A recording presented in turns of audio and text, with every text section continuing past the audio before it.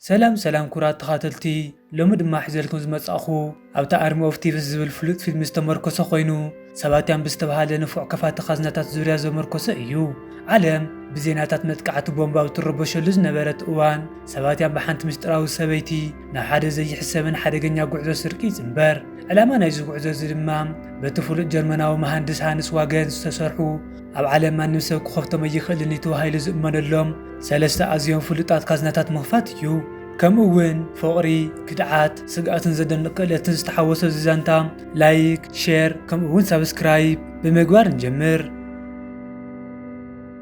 زانتانا سباتيان بستبهالم او حانت نشتنا جرمن بانكي بتقبل جنزب سرح سبي جمر ابزا معلت الزيام او كفلو بينو كفيلو بلاو توكو حدا فيديو يقدح نبرم اوت فيديو بزعبا هانس واغن استبهال حدا مستراو مهازي زملكت زانتا يزنتو سباتيان كم زغلصو هانس ترى سرح مفتوح ينبرن يقداس زغيرمنا دحنت مسارحتات بمهزو زفلت ازي بلح مهندس نيرو هانس نمولء سدراويتو اب حدا زحزن حدا غبارع غزا مسانه نمولء هيوت وربعه ازيون فليات زخونو خزناتات نمسرح وفايو نتوم خزناتات دمام ابن صحاي حصاونت مندق حلاو معبل كم اوناي موداتا مقالح بمبال سمايوم نفسو وكف كازنام حدغنيا زخونه قرص نبروم زخونه سم نخخفتو وينت مفتح نخسورن تفتينو اتخذنا بعلو زعن سرعه جمر مو اوشت زلو كل نجر حمخشتي يغير هانس نزم كازناتات صريح مسودئه بمستراو كنتات حلاوتي يطفئ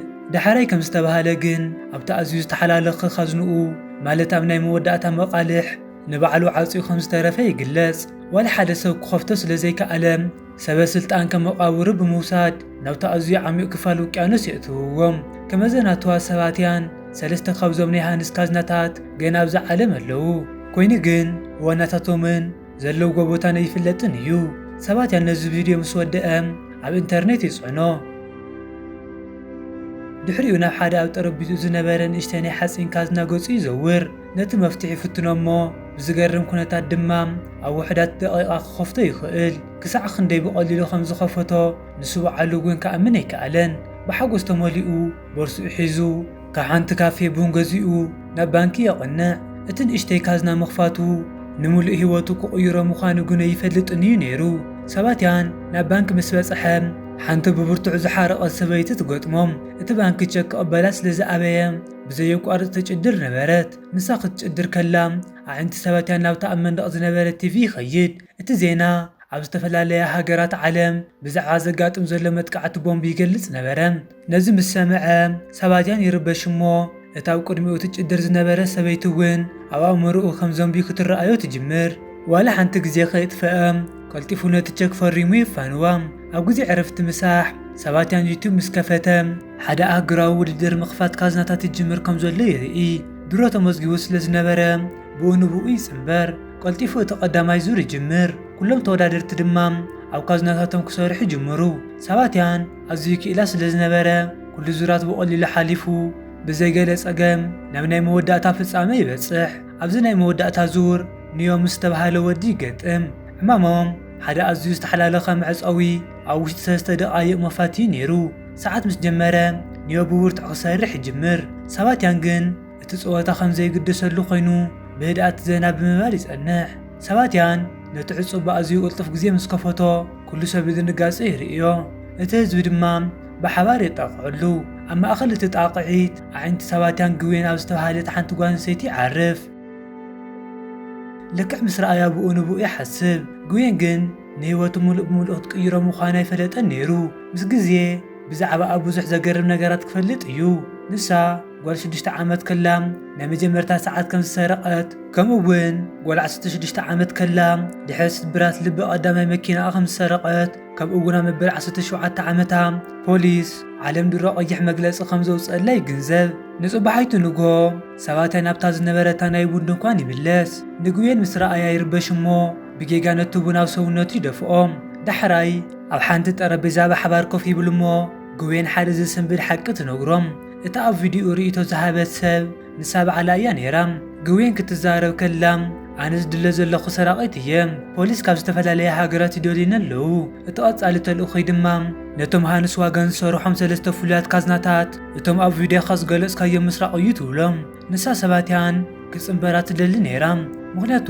ብዛዕባ ካዝናታት ሃንስ ካብኡ ንላዕሊ ዝፈልጥ ዋላ ሓደ ይነበረን ድሕሪ 4 መዓልትታት ቦታ ናይቶም ኩሎም ካዝናታት ስለ ዝቕየር 4 መዓልትታት ጥራይ ከም ዘለዎም ትገልጸሉ ኣድራሻ ዘለዎ ሓንቲ ንእሽተይ ወረቀት ሂባ ድማ እንተደኣ ድልው ኮንካ ጽባሕ ንጎ ናብዚ ቦታ ምጽእ ትብሎም ኣብታ ለይቲ እቲኣ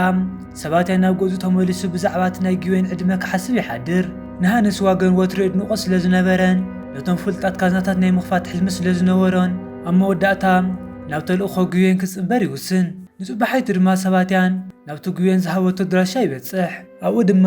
ምስቶም ዝተረፉ ኣባላት እቲ ጋንታ ተራኸበ ብዘይካ ግዌን ካልኦት 3 ኣባላት ይጽበይዎ ነበሩ ኣስማት ናይቶም ኣባላት ጋንታ ኮሪና ፎልፍ ከምኡውን ብራድ እዩ ነይሩ ኮሪና ናይቲ ጉጅለ ሃከር ወይ ድማ ሰብ ሞያ ኮምፒተር እያ ፎልፍ ድማ ሽፈር ናይ መኪና እንትኸውን ብራድ ድማ ኣነጻጻሪ ተኳሲ እዮም ነይሮም ብሓባር ኮይኖም ነቲ ሙሉእ ውጥን ሰባትያ ረድእዎም ወላ ሓንቲ ግዜ ከይጥፍኡ ኩሎም ናብቲ ፓሪስ ገጾም ኣቕንዑ ምኽንያቱ ሓንቲ ካብተን 3 ካዝናታት ማለት ራይንድ ጎልድ ዝተባሃለት ካዝና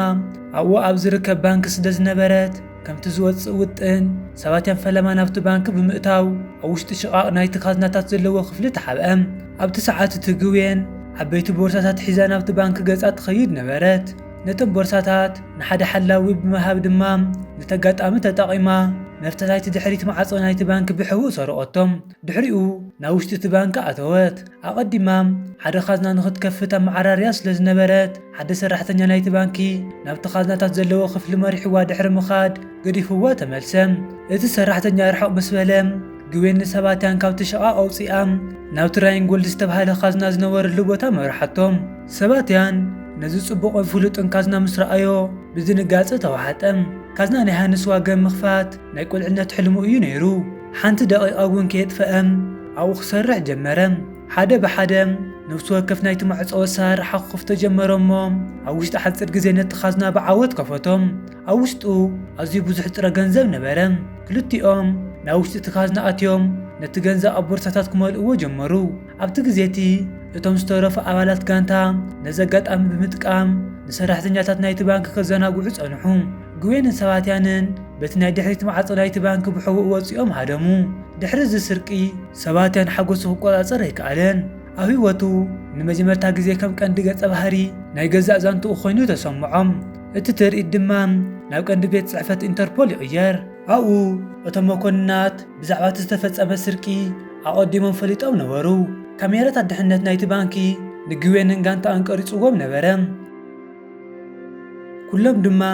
ድሮ ኣብታ ኣዝዮም ዝድለዩ ገበነኛታት ናይ ኢንተርፖል ዝርዝር ዝነበሩ እዮም ኣብ ግዜ እቲ ኣኼባ ዴሊ ክሮው ዝተባሃለ ንግዌንን ጉጅለኣን ዓመታት ሃደን ክገብረሎም ዝጸንሐ መኮንን ንርኢ ዴሊ ክሮው ንኹሎም ነቲ ቀዳማይ ካዝና ናይ ዋገን ድሮ ከፊቶሞ እንተደኣ ኮይኖም ብርግጽ ነቶም ዝተረፉ ክልተ እውን ክደልይዎም እዮም በሎም እቲ ካልኣይ ካዝና ድማ ኣብ ፕራግ እዩ ዝርከብ ቀጺልና ግዌንን ጋንታኣን በቲ ዝተዓወተ ስርቆም ክሕገሱ ክዕብልሉ ንርኢ ኣብ ማእኸል እቲ ጽምብል ኮሪና ናብ ሰባትያን መጺኣ ክትስዕሞ ፈተነት ሰባትያን ግን ንግዌን ዳ እምበር ንኮሪና ስለ ዘይፈትዎ ዓበያ ሽዑ ኮሪና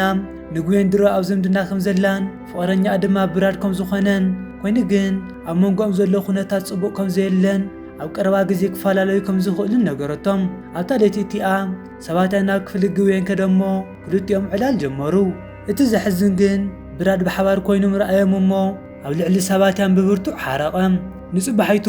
ሙሉእ ጋንታ ናብቲ ካልኣይ ካዝና ናይ ዋገን ዝነበረሉ ፕራግ በጽሑ ይኹን እምበር ዴሊ ክሮውን መኮንናቱን ድሮ ይጽበይዎም ከም ዝነበሩ ይፈለጡ ነይሮም ከምቲ ዝወፀ ውጥን ግዌንን ሰባትያን ከም ሰራሕተኛታት መሲሎም ናብቲ ባንኪ ኣተዉ ብመሰረት መምርሒ ናይ ኮሪና ድማ ናብቲ ሊፍት ይበጽሑ ኣብዚ ግዜ እዚ ግን እታ ናይ ድሕንነት ጋንታ ጠጠረቶም ክልተ ሓለውቲ ንግዌንን ሰባትያንን ክሓትዎም ቀረቡ እቶም ሓለውቲ ዋላ ሓንቲ ቅድሚ ምሕታቶም ግዌን ቀልጢፋ ውድቐቶም ክልቲኦም ድማ ናብቲ ካዝና ተጓዩ ኣብዚ ግዜ እዚ ኣብ ወጻኢ ናይቲ ባንኪ ዴሊ ክሮው ነቶም ሰረቕቲ ይጽበዮም ነበረ ንነዊሕ ግዜ ዋላ ሓንቲ ምንቅስቓስ ምስ ዘይረኣየ ስጋእ ተሓደሮ እሞ ባዕሉ ናብ ውሽጢ ባንኪ ክኣቱ ወሰነ ዴሊ ክሮው ናብቲ ባንኪ ምስ ኣተወ ሓደ ዘሰንብድ ነገር ረኸበ እቲ ዝደልዮ ዝነበረ ካዝና ቅድሚ ሓደ ሰሙን ናብ ካልእ ጨንፈር ባንኪ ተሰጋጊሩ ነበረ። እዚ ማለት ድማ ፖሊስ ኣብ ጌጋ ቦታ እዮም ዝጽበዩ ነይሮም። እቲ ናይ ሓቂ ስርቂ ድማ ኣብ ካልእ ባንኪ እዩ ዝካየድ ነይሩ ማለት እዩ። ዋላ ሓንቲ ደቂቓ ከየጥፍኡ ሙሉእ ጋንታ ኢንተርፖል ንግዌንን ጉጅለኣን ንምሓዝ ናብዚ ትክክለኛ ባንኪ ተጓዩ። ኣብዚ ግዜ እቲ ሰባትያ ነቲ ካዝና ክኸፍቱ ጀሚሩ ነበረ። ድሕሪ ጻዕሪ ኣብ መወዳእታ ተዓወተ። ነቲ ካልኣይ ካዝና ዋገን ምኽፋቱ ንሰባትያ መወዳእታ ብዘይብሉ ሓጎስ መለኦም፣ ንግዌን ድማ ኣጽኒዑ ሓወፋ። ኣብዚ ግዜ እዚ ጋንታ ድሕነት ናይቲ ባንክ እቶም ንግዌንን ሰባትያንን ክሓቱ ዝኸዱ ክልተ ሓለውቲ ስለ ዝጠፍኡ ልዑል ናይ ሓደጋ መጠንቀቕታ ኣውፅኡ። እቲ መጠንቀቕታ ምስ ተወልዐ ኮሪና ናብ ፕላን ቢ ተሰጋገረት። ንብራድ ከም ዘራፊ መሲሉ ናብ ውሽጢ እቲ ባንክ ሰደደቶም። ብራድ ምስ ኣተወ ብንውኡ ብሮቱ ኣብ ልዕሊ ኩለማ ውሽጢ ዝነብሩ ሰባት ኣቐንዐም። እዚ ድማ ኣቓልቦ ናይ ኩሉ ሰብ ካብ ግዌንን ሰባትያንን ከም ዝረሓቕ ገበረ። በዚ ምዝንጋዕ ተጠቒሞም ድማ ክልቲኦም ቀልጢፎም ቦርሳታቶም ብጥረ ገንዘብ መልኡ። እቲ ስራሕ ምስ ተወድአ ንብራድ ምልክት ሃብዎ። ብራድ ካብቲ ባንክ ክወፅእ ጀመረ። ኮይኑ ግን ኣብ ትሽዑ ግዜ ሓደ ሓለዊ ድሕንነት ኣብ ማእገሩ ተኪሱ ይወቕዖም። ዋላ እኳ ብጥይት እንተተወቕዐ ብራድ ግን ምህዳሙ ይቋረፀን። ብዝኾነ ጥበብ ናብታ መኪና ምህደሚት ክበፅዕ ኽኢሉ ብራድ ናብ ግዳም ምስ ወፀ ኩሎም እቶም ኣብ ውሽጢ ዝነበሩ ዝተሸበሩ ሰባት እውን ብሓባር ናብ ግዳም ተጓዩ። ግዌንን ሰባትያን በቲ ዕግርግር ተጠቒሞም ምሳቶም ተሓዊሶም ወፅሞም ናብታ መኪና ገጾም ድማ ጎዩ። ብራድ ናብ ውሽጢ እታ መኪና ሰሓባ። ንሰባትያን ግን ኮኔሉ ደፊኦ ይውድቖም። ብራድ ነዚ ዝገበረሉ ምኽንያት ንግዌንን ሰባትያንን ብሓባር ምስ ረኣዮም ስለ ዝቐነ እዩ ነይሩ። ሰባትያን ንግዌን ካብኡ ክወስዳ ይኽእል እዩ ዝብል ፍርሒ ነበሮም። ኣብዚ ግዜ እዚ ሰባትያን ናይ ፖሊስ መኻይን ብናህሪ ናብኡ ገፀን ክመጻ ረኣየም። ህይወቱ ንምድሓን ድማ ሓንቲ ብሽክሌታ ሒዙ ብዝከኣሎ ዓቕምን ፍጥነትን ክዝውር ጀመረ። ድሕሪ ነዊሕ ሓደን ኣብ መወዳእታ ካብ ፖሊስ ከምልጥ ክኢሉ ድሕሪኡ ብባቡር ተሰቒሉ ካብ ፕራግ ወፀ። ድሕሪዚ ግዌንን ፕራግን ክከራኸሩ ጀመሩ። ብራድ ንግዌን ሰባትያን ደጊን ከም ዘየድልዮምን ድሮ ክልተ ካብ ካዝናታት ዋገን ሰሪቖም ኣብ ሚልዮናት ስለ ዘለዉ እቲ ሳልሳይ ካዝና ኣድላይ ከም ዘይኮነን ነገራ። ግዌን ግን ብዛዕባ ክርክር ብራድ የገደሰላን ናብ ሰባትያን ክትምለስ ድማ ወሰነት። ብራድ ክከላኸላ ብርቱዕ ፃዕሪ እኳ እንተገበረ ግዌን ግን ዕሽሽ ኢላቶ ካብታ መኪና ወፂኣ ኸደት። ኮሪና እውን ንብራድ ገዲፋቶ ካብ መኪና ወፀት። ክልቲአን ደቂ ኣንስትዮ ንሰባትያን ክደልያ ብሓባር ትበገሳ። ኣብዚ ግዜ እዚ ሰባትያን ብዝኾነ መንገዲ ናብ ገዙ በፅሐ። ምስ ኣተወ ግዌንን ኮሪናን ድሮ ይፅበይኦ ነበራ። ንዕአን ምስ ረኣየ ሰባትያን ብብርቱዕ ሓረቐ። ገጹ ብሕርቃን ቀይሕ ምስ መሰለ ክኸዳ ብወጣዐ ነገረን። ግዌን ተህድኦ እሞ ብራድ ገንዘብ ጥራይ ከም ዝደሊ ንሳን ሰባትያንን ግን ፍሉይ ዝበለ ሽቶ ከም ዘለዎም ንሱ ድማ ንሰለስቲኡ ፍሉያት ካዝናታት ዋገን ምኽፋት ምዃኑ ርድአቶም። ንሰባትያን ከቶ ከምዘይትገድፎ ቃል ኣትወትሉ። ነዚ ምስ ሰምዐ ሰባትያን ተዛንዮም ነቲ ሳልሳይ ካዝና ንምኽፋት ክሕግዛ ተስማዕምዐ። ብድሕሪኡ ሰለስቲኦም ናብ ስዊዘርላንድ ተጓዕዙ። ናይ መወዳእታ ካዝና ዋገን ኣብኡ ኣብ ዝርከብ ሓደ ዓብዪ ካዚኖ ይርከብ ነበረ። ኮይኑ ግን ኣብ ስዊዘርላንድ ንሳቶም ጥራይ ነበሩን። ዴይሊ ክሮው እውን ኣብዚ ግዜ እዚ ኣብኡ ነበረን። ዴይሊ ክሮው ነቶም ሰረቕቲ ናብ ውሽጢ እቲ ካዚኖ ክኣትዉ ፈቐዱ። ድሕሪኡ ኢድ ብኢድ ክሕዞም ወሰነ። ጋንታ ዴይሊ ክሮው ናይ ኮሪና ሬድዮ ርክብ ስለ ዝጠለፉ ግዌንን ሰባትያንን ሰዓት 5 ናብቲ ካዚኖ ክኣትዉ ውጥን ከም ዘለዎም ፈሊጦም ነበሩ። ዴይሊ ክሮው ን8 ሰዓታት ተጸበየ። ልክዕ ሰዓት 5 ምስ ኮነ ጋንቱ ሒዙ ናብ ውሽጢ ኣተወሞ ንዋና ናይቲ ካዚኖ ብዛዕባ እቲ ካዝና ሓተታ። እታ ዋና ድማ ቅድሚ ቁሩብ ሰዓታት ኢንተርፖል እቲ ናይ መወዳእታ ካዝና ዋገን ዕላማ ሰረቕቲ ክኸውን ከም ዝኽእል ከም ዘጠንቀቕዋን ናብ ዝያዳ ውሕስ ዝኾነ ቦታ ከተጓዓዙ ሓሳብ ከም ዘቕረቡላን መለሰትሉ። ቅድሚ 8 ሰዓታት ኮሪና ከም መኮንን ኢንተርፖል መሲላ ነታ ዋና ካዚኖ ደውላትላ ነይራ። እቲ ካዝና ኣብ ሓደጋ ከም ዘሎ ዝገልጽ ናይ ሓሶት ሓበሬታ ሃበታ። በዚ ናይ ሓሶት መጠንቀቕታ ምኽንያት እታ ዋና ካዚኖ ነቲ ካዝና ናብ ዝሓሸ ቦታ ንምጓዓዝ ምስ ሓንቲ ናይ ሓለዋ ትካል ተራኸበት። ኮይኑ ግን እቶም ነቲ ካዝና ዘጓዓዙ ዝነበሩ ሰባት ካብ ዝኾነ ናይ ሓለዋ ትካል ይነበሩን። ብሓቂ ድማ ግዌንን ሰባትያንን እዮም ነይሮም። ኣብዚ ሰዓት እዚ ዴይሊ ክሮው ኮሪና ብፍሉጥ ነቲ ሓበሬታ ከም ዘቃልዐቶ መወዳእታ ተረድኦም። ፖላዊስ ክጋገዩ እሞም እቲ ስርቂ ብዓወት ክፍጸም እያ ደልያ ነይራ። ኣብዚ ግዜ እዚ ግዌንን ሰባትያንን ነቲ ካዝና ሒዞም ኣምሊጦምን ካብቲ ካዚኖ ኣዝዮም ርሒቖምን ነበሩ። ሰባትያን ሕጂ ነቲ ናይ መወዳእታ ካዝና ዋገን ኣብ ካልእ ቦታ ክኸፍቶ ተዳለወም። ብራድን መሻርክትን ኣብ ወፃኢ ናይቲ ካዚኖ ይጽበዩ ነበሩ። ነቲ ናይ መወዳእታ ካዝና ካብ ግዌንን ሰባትያንን ክሰርቅዎ ውጥን ነበሮም። ኮይኑ ግን ولا ሓንቲ ምንቅስቃስ ከይረኣዩ ንነዊሕ ግዜ ምስ ተጸበዩ ንስልኪ ጉዌን ተኸታተልዎም ሽዑ ድማ ጉዌንን ሰባትያንን ነቲ ኻዝና ወሲዶም ድሮ ከም ዘምለጡ ፈለጡ ነዚ ምስ ተረድኡ ብንውኡ ሃደን ጀመርዎም ኣብዚ ግዜ እዚ ኮሪና ናይ ብራድ ምልክት ስልክ ኣብ ስርዓት ኣርኣየቶም ብናህሪ ናብ ጉዌንን ሰባትያንን ገጹ ይጓዓዝ ነበረ ንጉዌን ክተጥንቅቓ ፈተነት ኮይኑ ግን ቅድሚ ምድዋላ ፖላዊስ ካብ ኩሉ ቦታ ኸዊቦም ኢዳን ክትህብ ኣዘዝዎም ኮሪና ቅድሚ ምእሳራ ብዝኾነ መንገዲ ናብ ጉዌን መልእኽቲ ክትሰደላ ክኢላ ድሕሪኡ ነታ ስልክ ናብ ባይታ ተውድቕ እሞ መኪና ንኽትረግጻ ትገብር ኣብዚ ግዜ እዚ ሰባትያን ነቲ ናይ መወዳእታ ኻዝና ብዓወት ከፈቶም በዚ ምኽንያት ድማ ብጣዕሚ ሕጎስ እሞ መኪንኦም ደው ኣቢሎም ነታ ኣብ ውሽጢ ዝነበረ ገንዘብ ኣብ ቦርሶኦም ክመልእዎ ጀመሩ ኮይኑ ግን ቅድሚ ምምላጦም ብራድ በፅሖሞም ሽጉጥ ኣብ ክልቲኦም ኣቕንዐ ብራድ እውን ካብቲ ገንዘብ ክካፈል ደለየ ጉዌን ግን ወላ ሓንቲ ክትህቦ ኣይደለየትን ነዚ ምስ ሰምዐ ብራድ ብብርቱዕ ሓረቆሞም ሽጉጥ ኣብ ሰባትያን ተውከሰም ንጽቡቕ ዕድል ግን ብራድ ጥርሑ ስለ ዝነበረ ሰባትያን ካብ ሞት ደሓነም ጉዌን ሽዑ ሓደ መዓልቲ ከም ትጠልመኒ ኩሉ ግዜ ስለ ዝፈልጥ ኣብ ሽጉጥካም ጥይት እትየለ ይፈልጥን እየ በለቶም ናታ ብረት ኣውፅያ ድማ ነቲ ኩነታት ተቆፃፀረቶም ንብራድ ንፈልፍን ኣብታ መኪና ብምእሳር ምስቲ ገንዘብን ምስ ሰባትያንን ሃደመት ብመሰረት ውጥኖም ጉዌንን ሰባትያንን ኣብ ሓንቲ ጀልባ በፅሑ በቲ ረዋ ኣቢሎም ካብ ሃገር ንምምላጥ ውጥን ነበሮም ቅድሚ ምውጋሶም ሰባትያን ብፍርሓት ንጉዌን ዘለዎም ናይ ፍቕሪ ስምዒት ገለጸላም ንሳ እውን ፍቕሪ ተቐበለቶ ኮይኑ ግን ቅድሚ ምህዳሞም ደይልክረው ይረኸቡ እሞ